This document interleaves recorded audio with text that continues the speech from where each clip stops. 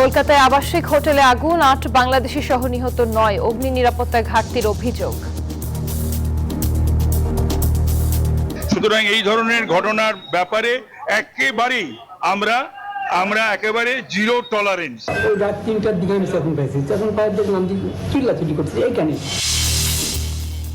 কাল রাষ্ট্রপতি নির্বাচনের ভোট গ্রহণ, দেশের গণতান্ত্রিক বিকাশের মাইলফলক বলছেন রাষ্ট্রবিজ্ঞানীরা।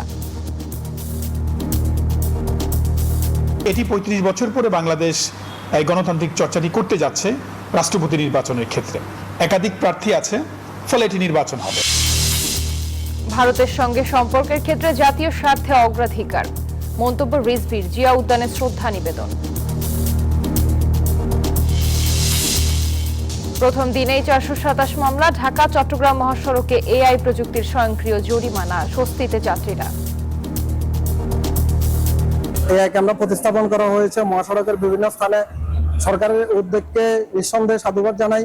পার্কিংয়ের ব্যবস্থা করে দিতে হবে, আমাদেরকে ঘুম যাওয়ার ব্যবস্থা করে দিতে হবে। নড়াইলে ৫ বছরের শিশু ধর্ষণ হত্যা মামলার রায়, রবিউল শিকদারের মৃত্যুদণ্ড, ৩ লাখ টাকা জরিমানা। এবং দ্বিতীয় টেস্ট সামনে রেখে অস্ট্রেলিয়ার ম্যাকাইয়ে টাইগারদের জিম সেশন, গুরুত্ব পাচ্ছে ফিটনেস ও কন্ডিশন। এবারে বিস্তারিত। ভারতের কলকাতায় হোটেলে লাগা আগুনে ৯ জনের মৃত্যুর জন্য অপরিকল্পিত আবাসন ও অগ্নি নিরাপত্তার ঘাটতিকে দুষছেন সংশ্লিষ্টরা। বুধবার মধ্যরাতে নিউ মার্কেট সংলগ্ন মির্জা গালিব স্ট্রিটে এ দুর্ঘটনা ঘটে। নিহতদের মধ্যে রয়েছেন ৮ বাংলাদেশি, তাদের মধ্যে ৪ জন কুষ্টিয়ার ও ১ জন ঢাকার বলে জানা গেছে। তারা সবাই চিকিৎসা নিতে দেশটিতে গিয়েছিলেন বলে ধারণা করা হচ্ছে। এ ঘটনায় আহত হয়েছেন আরও ৬ জন।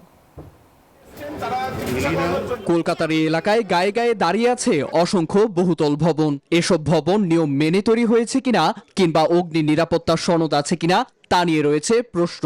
ফলে চরম অগ্নি ঝুঁকিতে থাকা কলকাতার এসব ভবন যেন এক একটি জীবন্ত মৃত্যু ফাঁদ।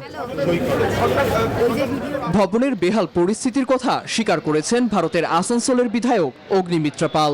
ট্রেড লাইসেন্স কি করে পাইলো, জিএসসি কি করে পারমিশন দিল, কারেন্ট দিল কি করে, ফায়ার লাইসেন্স কি করে পেল, এগুলো দেখার বিষয়। একটা টিম গঠন করছি এবং এই কেএমসি এবং প্যান বেঙ্গল এই ধরনের হোটেল যারা চালাচ্ছেন ইলিগালি তারা বন্ধ করে দিন, নয়তো আমরা গিয়ে বন্ধ করব। বুধবার মধ্যরাতে কলকাতার নিউ মার্কেটের মির্জা গালিব স্ট্রিটের এই বহুতল ভবনে আগুন লাগে। খবর পেয়ে ৪ ইউনিট নিয়ে উদ্ধার অভিযান চালায় দমকল ও বিপর্যয় বাহিনী। হোটেল রুম থেকে ৯ জনকে উদ্ধার করে হাসপাতালে নেওয়া হলে চিকিৎসক তাদের মৃত ঘোষণা করেন। নিহতদের মধ্যে ৬ জন পুরুষ, ২ জন নারী ও একটি শিশু রয়েছে, যাদের বেশিরভাগই ভারতে চিকিৎসা নিতে যাওয়া বাংলাদেশি নাগরিক বলে ধারণা করা হচ্ছে। আমরা বুঝতে পারি, পরে গেট খুলে দেখি অনেক ফায়ার সার্ভিস যারা ছিল তারা আসলো আমাদের কাছে, বলতেছে আপনারা তাড়াতাড়ি বের হন আমাদের সঙ্গে। দেখলাম যে চিল্লাচিল্লি করছে এইখানে। প্রাথমিকভাবে শর্ট সার্কিট ও এয়ার কন্ডিশনার বিস্ফোরণকে আগুনের সম্ভাব্য কারণ বলা হলেও পুরো ঘটনা তদন্ত করছে নিউ মার্কেট থানা পুলিশ। পাশাপাশি ভবনটির অগ্নি নিরাপত্তা ব্যবস্থা ও সনদ ছিল কিনা তা যাচাই করে প্রয়োজনীয় ব্যবস্থা নেওয়ার কথা জানিয়েছে কর্তৃপক্ষ। Desk report, news 24। পরিষ্কার রাখা। এই অগ্নিকাণ্ডের ঘটনা নিয়ে আরো জানাতে কলকাতা থেকে যুক্ত হচ্ছেন আমাদের সহকর্মী ভাস্কর সর্দার। ভাস্কর, নিহত সবার পরিচয় জানতে পেরেছে কিনা জানাবেন, আর আহতদের এখন কি পরিস্থিতি, আপনি যেখানে রয়েছেন সেখানকার সর্বশেষ তথ্য জানাবেন। ধন্যবাদ রুবা। যেমনটা বললেন যে আমরা এখন মূল লক্ষ্য হলো যে এখানে যে ৮ জন বাংলাদেশি নিহত হয়েছেন বা মৃত্যু হয়েছে তাদের তথ্য বের করা, তারা কোথাকার ছিলেন। এই পরিস্থিতিতে আমি এখন আছি যে নিউ মার্কেট সংলগ্ন যে হোটেলের আয়ত্তে পড়ে এই নিউ মার্কেট থানা, সেই নিউ মার্কেট থানার সামনে আছি। কিছুক্ষণ আগে পর্যন্ত যে তথ্য আমরা এখনো পর্যন্ত পেয়েছি যে ঢাকা কুষ্টিয়ার এখানে ৪ জনের আছেন যারা মৃত্যু হয়েছে এবং একজন ঢাকার আরিফ বাজারে, এখনো পর্যন্ত এই তথ্য পেয়েছি। আর কিছুক্ষণ বাদে নাম সমেত সবকিছুই পাবো, তাদের ঠিকানা, এবং পুলিশের তরফ থেকে যেটা বলা হয়েছে যে ৫ জনের পাসপোর্ট এখানে পাওয়া গেছে যারা নিহত হয়েছেন। এটা হলো নিহত তথ্য। অপরদিকে আহত যে ৫ জন হয়েছে, আমরা এক তথ্য আগে দিয়েছিলাম ৬ জন, আসলে ৫ জন হয়েছে। সেই 5 জনের মধ্যে কিন্তু সবাইকে চিকিৎসা করে ছেড়ে দেওয়া হয়েছে এবং কিছুক্ষণ আগে বাংলাদেশ উপদূতাবাসের যারা কর্মকর্তা সেই আহতদের সঙ্গে দেখা সাক্ষাৎ করেছেন।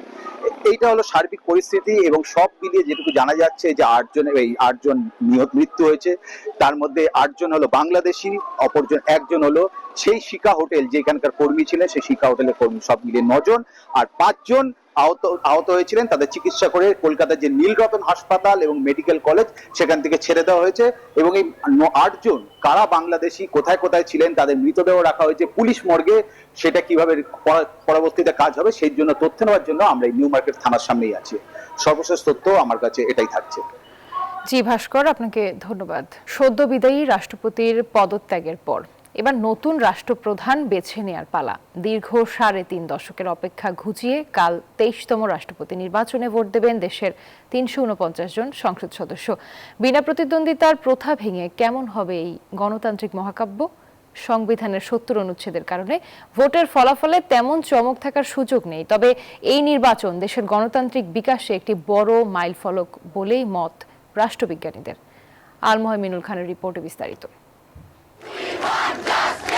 5 আগস্টের জুলাই গণ অভ্যুত্থান, ধসে পড়ে এক ফ্যাসিস্ট সরকারের ভিত, আসে মুক্তির নতুন ভোর। এরপর গণতান্ত্রিক নির্বাচনের মধ্য দিয়ে রাষ্ট্র ক্ষমতায় আসে বিএনপি। গত 24শে জুলাই রাষ্ট্রপতির পদ থেকে পদত্যাগ করেন তৎকালীন রাষ্ট্রপতি শাহাবুদ্দিন চুপ্পু। ভারপ্রাপ্ত হিসাবে দায়িত্ব নেন স্পিকার মেজর হাফিজ।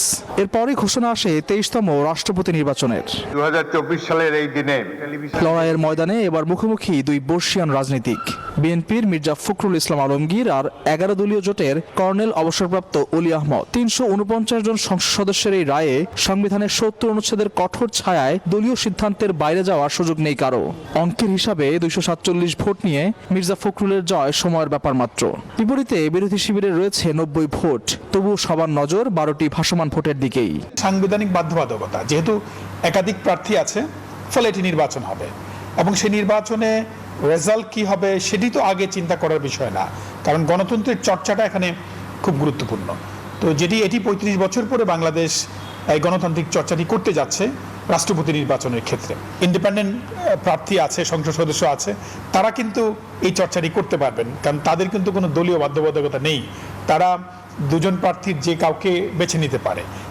রাষ্ট্রবিজ্ঞানীরা বলছেন দীর্ঘ 35 বছর পর এই নির্বাচন দেশের গণতান্ত্রিক বিকাশে একটি বড় মাইল ফলক। যদিও সংবিধানের 70 অনুচ্ছেদের কারণে ভোটের ফলাফল নিয়ে খুব একটা চমক নেই। এটি খুব কাঙ্ক্ষিত যে রাষ্ট্রপতি পদে এমন একজন আসীন হবেন যিনি একটি গণতান্ত্রিক নির্বাচন মোকাবেলা করে আসবেন। এবং এই নির্বাচনটি আরেকটি গুরুত্ব হচ্ছে, আপনি দেখবেন যে এই নির্বাচনে কারা ভোট দেবে, ভোট দেবে হচ্ছে জনগণ দ্বারা নির্বাচিত যে সংসদ সদস্য তারা ভোট দেবে। তার মানে প্রকারান্তরে জনগণ ভোট দিচ্ছে রাষ্ট্রপতি নির্বাচনের ক্ষেত্রে। বৃহস্পতিবার দুপুর 2টা থেকে বিকেল 5টা পর্যন্ত সংসদ ভবনের মূল অধিবেশনে চলবে এই ভোট উৎসব। সরাসরি সম্প্রচারের মাধ্যমে গোটা জাতি সাক্ষী দেবে এই ঐতিহাসিক মুহূর্তের। আলমোহামিনুল খান, নিউজ 24, ঢাকা। ভারতের সঙ্গে সম্পর্কের ক্ষেত্রে জাতীয় স্বার্থেই অগ্রাধিকার থাকবে বলেছেন বিএনপির স্থায়ী কমিটির সদস্য প্রধানমন্ত্রীর উপদেষ্টা রুহুল কবির রিজভী। বলেন, ভারতের আমন্ত্রণে তাদের স্বার্থ জড়িত থাকলে কোনোভাবেই এগোবে না বাংলাদেশ। সকালে স্বেচ্ছাসেবক দলের প্রতিষ্ঠাবার্ষিকীতে জিয়া উদ্যানে শ্রদ্ধা নিবেদন শেষে এসব কথা বলেন তিনি। স্বেচ্ছাসেবক দলের 46তম প্রতিষ্ঠাবার্ষিকী, নেতাকর্মীদের নিয়ে বিএনপির স্থায়ী কমিটির সদস্য রুহুল কবির রিজভী শ্রদ্ধা জানান দলের প্রতিষ্ঠাতা শহীদ রাষ্ট্রপতি জিয়াউর রহমান ও সাবেক প্রধানমন্ত্রী বেগম খালেদা জিয়ার সমাধিতে। শ্রদ্ধা নিবেদন শেষে সাংবাদিকদের সঙ্গে কথা বলেন রিজভী। বলেন, বিএনপির নির্বাচনী ইশতেহার বাস্তবায়নে সরকারের নেয়া বিভিন্ন কল্যাণমুখী কর্মসূচি জনগণের কাছে তুলে ধরতে মাঠে থাকবে স্বেচ্ছাসেবক দল। জাতীয়তাবাদী স্বেচ্ছাসেবক দল জনকল্যাণমূলক কাজ হচ্ছে তারেক রহমানের কাজ, তারেক রহমানের নীতি, আর জনকল্যাণমূলক কাজকে এগিয়ে নিয়ে যাওয়ার দায়িত্ব জাতীয়তাবাদী স্বেচ্ছাসেবক দল। প্রধানমন্ত্রীর সম্ভাব্য ভারত সফর নিয়ে এক প্রশ্নের জবাবে তিনি বলেন, দেশের স্বার্থই সবার আগে। সকলের সাথে বন্ধুত্ব করতে চায়, কিন্তু কোনো শর্ত দিয়ে বন্ধুত্ব হয় না। সার্বভৌমত্বকে শ্রদ্ধা করার ভিত্তিতে সকল দেশের সাথেই আমাদের প্রধানমন্ত্রী তিনি সম্পর্ক রাখবেন। দলের নেতাকর্মীদের আরো সক্রিয় হওয়ার আহ্বান জানিয়ে তিনি বলেন, সরকারের জনকল্যাণমূলক কর্মকাণ্ড মানুষের কাছে পৌঁছে দিতে সংগঠনকে ভূমিকা রাখতে হবে। নাইম আল চিকো, নিউজ 24, ঢাকা। রাজধানীর মতো চট্টগ্রাম ও বগুড়াতেও চলছে বিআরটিসির পিঙ্ক বাস। কোনো ঝামেলা ছাড়াই বাসে উঠতে পেরে সন্তুষ্টি প্রকাশ করছেন নারীরা। সকালে বন্দরনগরীর কালুরঘাট থেকে পতেঙ্গার উদ্দেশ্যে ছেড়ে যায় একজোড়া বাস, আর বগুড়ায় দুটি রুটে চলছে দুটি বাস। বিস্তারিত দেখুন ডেস্ক রিপোর্টে। নারীদের স্বাচ্ছন্দ্যে চলাচলের জন্য মঙ্গলবার থেকে একযোগে রাজধানী সহ বাণিজ্যিক রাজধানী চট্টগ্রাম ও বগুড়ায় পিঙ্ক বাস সার্ভিস চালু হয়েছে। বুধবার সকালে বন্দরনগরীর কালুরঘাট থেকে পতেঙ্গার উদ্দেশ্যে ছেড়ে যায় গোলাপি বাস। কোনো ঝামেলা ছাড়াই বাসে উঠতে পেরে স্বস্তি প্রকাশ করেন নারীরা। বলেন, বাসের জন্য অপেক্ষা যুদ্ধ থেকে খানিকটা স্বস্তি মিলেছে। তো আজকে যখন অফিসে যাওয়ার টাইমে যখন দেখছি দূর থেকে পিঙ্ক বাস, তখন আসলে মনটা ভরে গিয়েছে।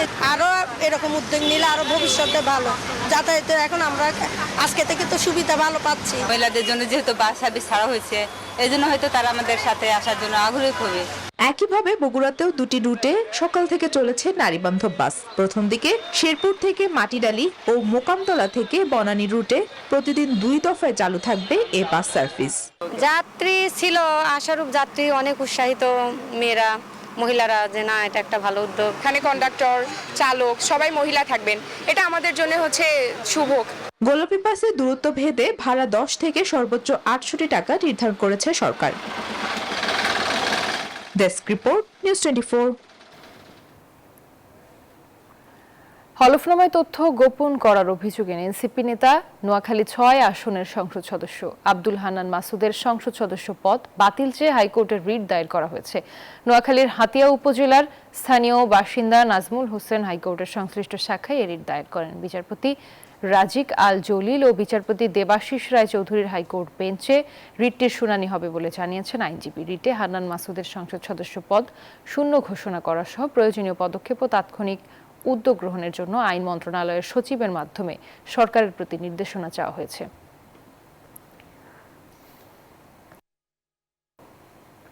কর্মস্থলে যোগ দিয়েছেন দুর্নীতি দমন কমিশন দুদকের নতুন চেয়ারম্যান অবসরপ্রাপ্ত বিচারপতি AKM আসাদুজ্জামান। সকাল 9:30টায় দুদক কার্যালয়ে প্রবেশ করেন তিনি। তাকে স্বাগত জানান দুদকের অন্যান্য কর্মকর্তারাও। এর আগে সকাল 9টার দিকে দুদকে আসেন 2 কমিশনার ডক্টর জাহাঙ্গীর আলম খান ও ডক্টর মোহাম্মদ সাজ্জাদ হোসেন ভুইয়া। চলতি বছরের 3 মার্চ দুদকের তৎকালীন চেয়ারম্যান মোহাম্মদ আব্দুল মোমিন এবং 2 কমিশনার মির্জা মোহাম্মদ আলী আকবর আজিজি ও অবসরপ্রাপ্ত ব্রিগেডিয়ার জেনারেল হাফিজ আহসান ফরিদ পদত্যাগ করেন। এরপর থেকে দুদক কমিশন শূন্য ছিল। ঢাকা চট্টগ্রাম মহাসড়ক AI ক্যামেরার আওতায় আসায় স্বস্তিতে যাত্রী ও চালকরা। তবে ব্যবহারিক জায়গায় কিছু বিড়ম্বনার কথাও জানান তারা। আর এদিকে স্বয়ংক্রিয় ব্যবস্থা চালু হওয়ার পর মাত্র 24 ঘন্টার মাথায় মামলার সংখ্যা প্রায় 500 ছুঁই। সহকর্মীদের পাঠানো তথ্য চিত্রে ডেস্ক রিপোর্ট। ড্রাইভাররা ভালোভাবে গাড়ি চালাবেন, অটো মামলা খাবেন না। দেশের অন্যতম ব্যস্ত সড়ক ঢাকা চট্টগ্রাম মহাসড়ক এবার AI ক্যামেরার আওতায়। শৃঙ্খলা ফেরাতে চলছে মামলাও। চালক ও যাত্রীরা বলছেন AI ক্যামেরার কারণে সুফল পাচ্ছেন তারা। তবে অহেতুক মামলা এড়াতে মহাসড়কের পাশে সার্ভিস লেন করার দাবি চালকদের। সরকারের আগে আমাদেরকে পার্কিং এর ব্যবস্থা করে দিতে হবে, আমাদেরকে ঘুম যাওয়ার ব্যবস্থা করে দিতে হবে। সরকার আইন করছে, কেন্দ্র সবকিছুতে আমি মানি। তবে আমাদের ড্রাইভারদের যে শৃঙ্খলাভাবে চলিতে আমাদের গাড়িটা চাকা পাংচার হয়েছে রাস্তার পাশেতে সাইড করবো, ওরকম কোন বাংলাদেশে হাইওয়ে সাইডে কোনো জায়গা নাই। এদিকে মহাসড়ক ক্যামেরার আওতায় আসায় ডাকাতির মতো ঘটনা ঘটবে না বলে আশা যাত্রীদের। তবে পূর্ণ সফল পেতে উল্টো পথের যান চলাচল নিয়ন্ত্রণ জরুরি বলেও মত তাদের। আবার উল্টো পথে আসা যাওয়া অভ্যস্তরা দিচ্ছেন খোঁড়া যুক্তিও। নিয়ন্ত্রণে ব্যবস্থা নেওয়ার কথা জানায় পুলিশ। যদি কোনোটা হঠাৎ করে উঠে যায় সামনে পড়লে আমরা তাদেরকে আটক করি। ওভার স্পিড করলেই অটো ক্যামেরায় মামলা হচ্ছে এবং সেটাও অনেকটা কমে গেছে এবং গতকাল থেকে অর্ধ পর্যন্ত এখন তেমন কোনো দুর্ঘটনারও সংবাদ আসেনি। অতিরিক্ত গতি, নির্ধারিত লেন না মানা, বিপজ্জনক ওভারটেকিং, উল্টো পথে চলাচল ও অবৈধ পার্কিং সহ বিভিন্ন ধরনের ট্রাফিক আইন লঙ্ঘন শনাক্ত হলে সঙ্গে সঙ্গে ডিজিটাল মামলা দেয়া হচ্ছে। মঙ্গলবার উদ্বোধনের পর থেকে রাত 12টা পর্যন্ত 428টি মামলা হয়েছে। Desk report, news 24। ঢাকার আশুলিয়ার বাসাইদ এলাকায় কামরুল খান হত্যা মামলার মাত্র 24 ঘন্টার মধ্যে রহস্য উন্মোচন করেছে পিবিআই ঢাকা জেলা। পিবিআই জানায়, কাজের খোঁজে ঢাকায় এসে পাওনা টাকা ও গ্রামে ফিরে যাওয়া নিয়ে শৈশবের বন্ধু আলামিনের সঙ্গে তার বাকবিতণ্ডা হয়। এক পর্যায়ে সবজি কাটার ছুরি ও গামছা দিয়ে কামরুলকে হত্যা করেন আলামিন। খুলনা থেকে গ্রেফতার করা হয় তাকে। উদ্ধার করা হয় নিহত কামরুলের মোবাইল ফোন এবং হত্যাকাণ্ডে ব্যবহৃত রক্ত মাখা ছুরি। আসামি আলামিন আদালতে নিজের অপরাধ স্বীকার করে জবানবন্দি দিয়েছেন। 17 তারিখে দুপুরের দিকেই তাকে আমরা গ্রেপ্তার করতে সক্ষম হই। জিজ্ঞাসাবাদে সেই ঘটনায় জড়িত থাকার কথা স্বীকার করে। তার কাছ থেকে ওই ডিসিস্টের মোবাইল উদ্ধারপূর্বক জব্দ করা হয়। হরমুজ প্রণালী থেকে মাইন অপসারণের কথা জানিয়ে ইরানের সঙ্গে আলোচনার সম্ভাবনা নাকচ করেছেন মার্কিন প্রেসিডেন্ট ডোনাল্ড ট্রাম্প। অন্যদিকে তেহরান বলছে ওয়াশিংটনই এখন তাদের শর্ত মেনে নিতে মরিয়া। যুদ্ধবিরতি নয়, যুদ্ধের অবসান চায় তেহরান। বাণিজ্যিক জাহাজের অবাধ চলাচলের জন্য হরমুজ প্রণালীর জলপথ এখন পুরোপুরি মাইন মুক্ত, এমনটাই দাবি করে ডোনাল্ড ট্রাম্প জানালেন ইরানের সাথে কোনো ধরনের আলোচনা হচ্ছে না এবং ভবিষ্যতেও এমন কোনো সূচি নেই। সেই সাথে মার্কিন নৌ অবরোধ পুরোপুরি কার্যকর রয়েছে বলে বার্তা দিলেন তিনি। তেহরানকে নতজানু করার মার্কিন কৌশল ব্যর্থ হয়েছে বলে দাবি করছে ইরান। দেশটির পররাষ্ট্র মন্ত্রণালয় জানিয়েছে, বাধ্য করতে না পেরে ওয়াশিংটন এখন উল্টো ইরানের শর্ত মেনেই আলোচনার টেবিলে বসতে রীতিমতো কাকুতি মিনতি করছে। অন্যদিকে সাগরে চলাচলকারী বাণিজ্যিক জাহাজের দিকে ইরান 2টি ব্যালিস্টিক ক্ষেপণাস্ত্র ছুড়েছে বলে অভিযোগ তুলেছে সংযুক্ত আরব আমিরাত। তাদের দাবি, এর একটি সরাসরি আমিরাতের জলসীমা এবং অন্যটি সাগরে আছড়ে পড়ে। তবে এই অভিযোগকে সম্পূর্ণ ভিত্তিহীন আখ্যা দিয়েছে খামেনির দেশ। ক্ষেপণাস্ত্র হামলার এই অভিযোগের জেরে কঠোর অবস্থানে গেছে আরব আমিরাত। জানিয়েছে, পরবর্তী নির্দেশ না দেওয়া পর্যন্ত এখন থেকে ইরানের সাথে সব ধরনের বাণিজ্যিক, ব্যবসায়িক ও আর্থিক লেনদেন পুরোপুরি বন্ধ থাকবে তাদের। Desk report, news 24। আর এই ছিল নিউজ 24 সংবাদে। এতক্ষণ সাথে থাকার জন্য ধন্যবাদ।